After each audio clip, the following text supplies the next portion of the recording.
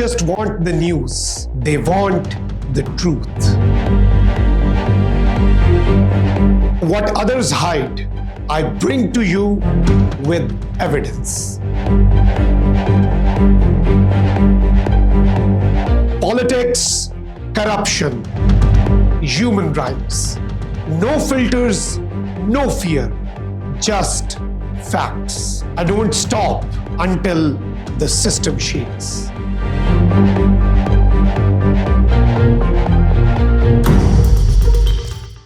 This is Makhdoom Shahabuddin and you're watching Trending Daily.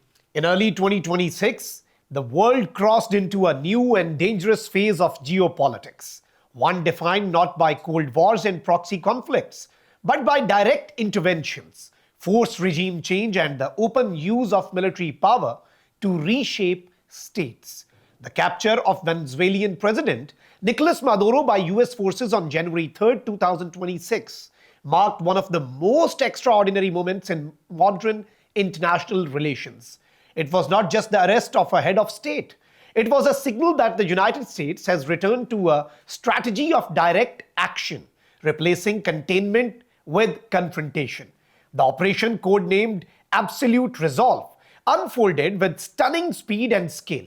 In the early hours before dawn, US Special Forces entered the capital under cover of darkness. Over 150 US aircraft struck Venezuelan military installations across the north of the country, including Fortuna and La Carlota Air Base, while the capital's power grid was temporarily disabled.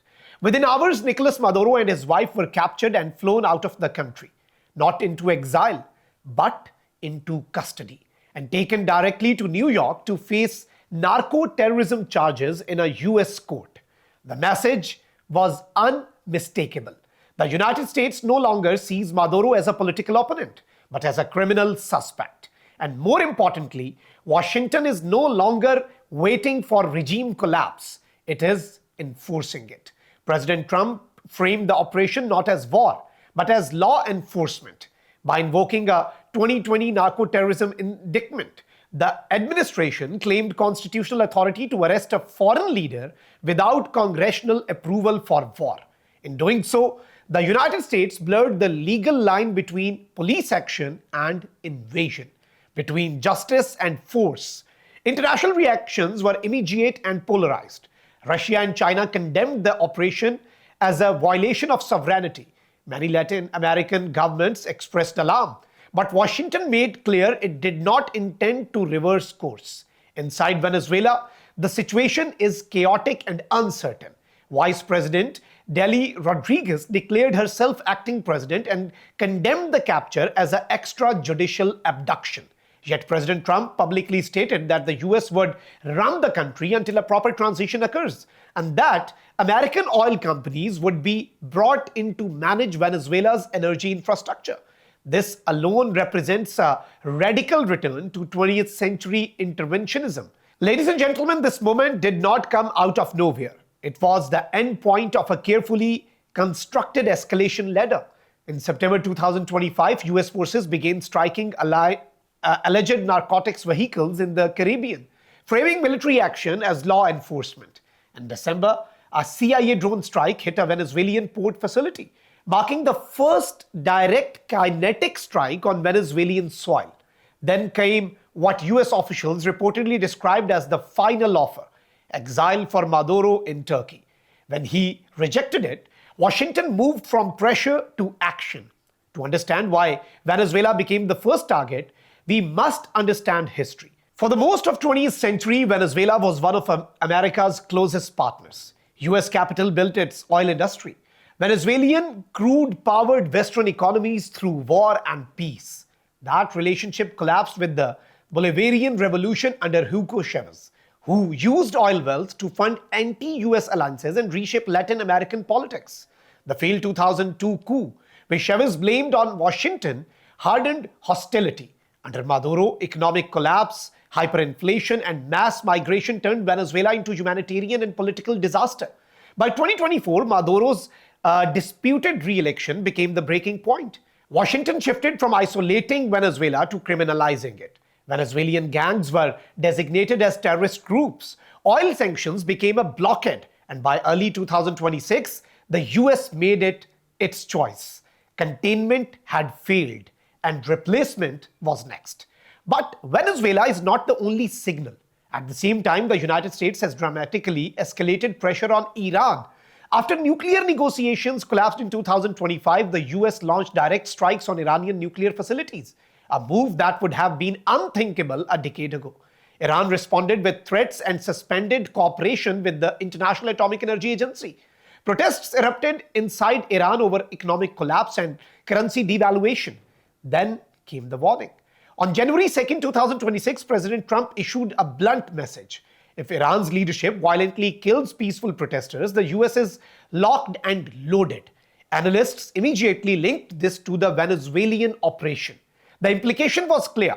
If Washington is willing to remove Maduro, it is willing to remove others. The symbolism is powerful. Venezuela is the proof of a concept.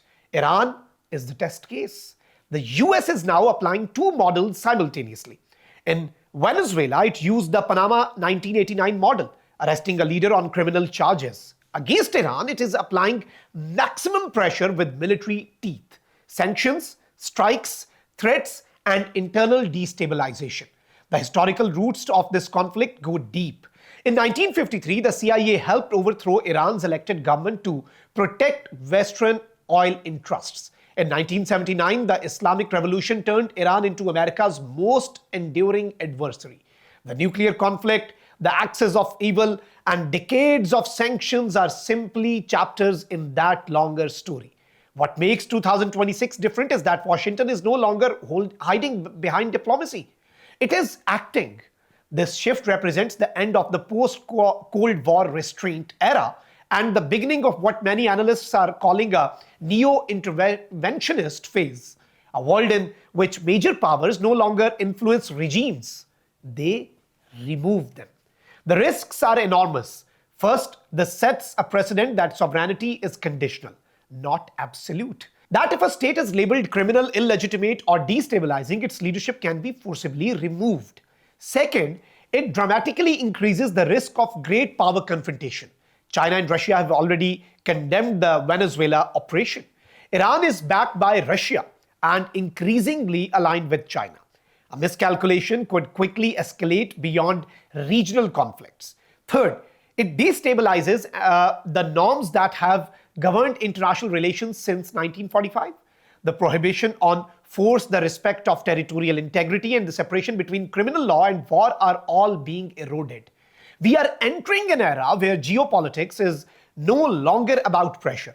It is about replacement. The question is not whether this strategy will succeed tactically. It may. Maduro is gone. Iranian nuclear facilities were damaged. US power remains overwhelming. The question is whether it will produce stability or chaos. History suggests caution. The overthrow of Mossadegh created decades of hostility. The invasion of Iraq destabilized an entire region. The removal of leaders does not remove grievances, identities, or power struggles. It often intensifies them. What we are witnessing is not the return of American dominance, but the return of American risk. And the world is now being forced to adapt to a reality where the strongest power is once again willing to pull the trigger first and justify later.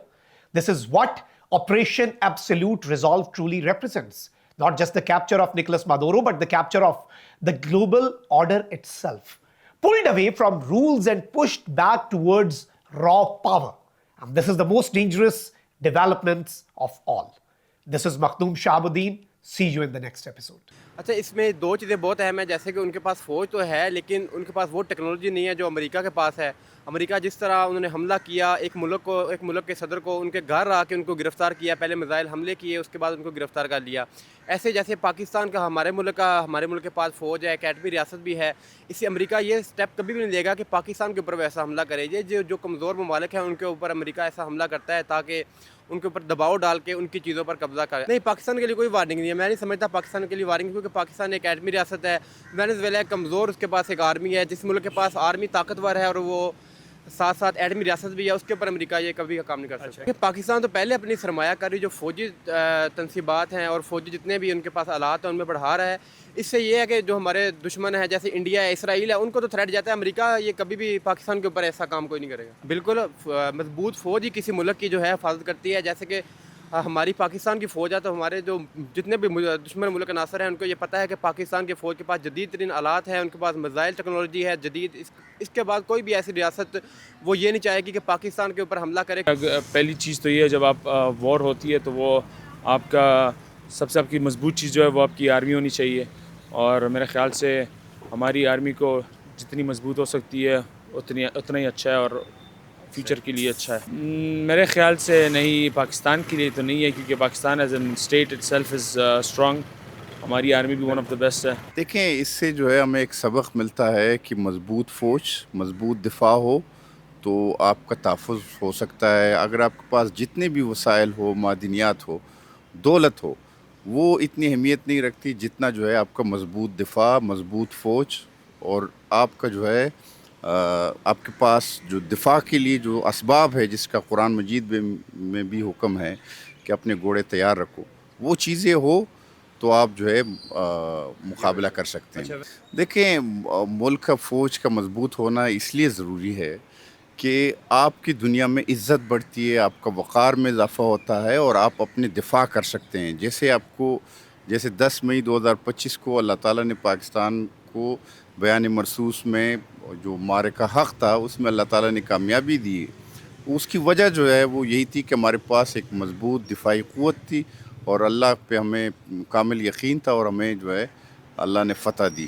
دیکھیں پاکستان جو ہے وہ کوئی Venezuela یا ایران یا دوسرے ممالک کی طرح نہیں ہے. الحمدللہ ہماری جو فوج ہے وہ دنیا کی چھٹی بڑی فوج ہے، عالم اسلام کی سب سے مضبوط فوج ہے. ہمارے پاس میزائل ٹیکنالوجی ہے، ہم ایٹمی قوت کے حامل فوج ہے اور ہم نے ثابت کیا ہے اپنے اس کو. دیکھیں فرسٹ آف آل آپ کی آرمی کا اسٹرانگ ہونا تو ویسے بھی بہت ضروری ہے. ایوری سنگل ٹائم آپ دیکھیں جتنے بھی ہمارے جنگی حالات ہیں، جتنے بھی جنگی حالات میں ہم رہیں تو اس کے مطابق بھی اگر آپ دیکھیں تو آپ کے فوج کا ایک اسٹرانگ بیس ہونا بہت ضروری ہے. تو America is always been a threat and ہماری گورنمنٹ تو ہمیشہ ان کی یہی کوشش رہی کہ ان کے ساتھ ایک فرینڈلی ریلیشن برقرار رکھیں. But again America is no one's friend.